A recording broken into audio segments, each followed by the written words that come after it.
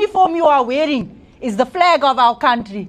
You go in there and you can give peace to every mother that has a child that's been terrorized with a child that is on drugs. Julle gaan haal hy kinders uit die Pella-posse uit. You go fetch our children from the clutches of these gangsters that has been keeping them in the Pella-posse. That is your work.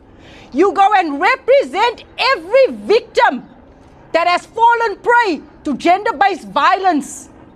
You're going to make sure that the Cape, the Western Cape, no longer has the highest rate of abandonment. Julle gaan seker maak, daar's nie 'n kind op die Kaapse vlakte nie wat slap in 'n hok. That is what you are going to do here today. That's next Chocho as from today onwards. I want to thank everyone that's here. Thank you, PC. Thank you to all the generals. Ons gaan so maak in die Kaapen, because for too long, our families have been suffering.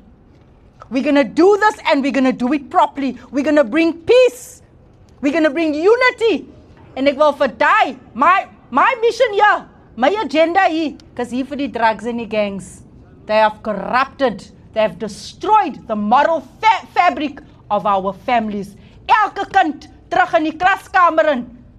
Let us look at the reunification of our families. Communities, as jy nou tyd om video's te vat as julle hierdie mense sien nie. You work with them. I call on you. Julle moet nou eintlik die grootste pimpies is in julle gemeenskappe in. We want those addresses. Without your support and cooperation, gaan niks hierso werk nie. You send all the information to SAPS. We're going to monitor it. I am going to be keeping a close eye over everything that is happening. Go well, be safe, and give it your best. I thank you.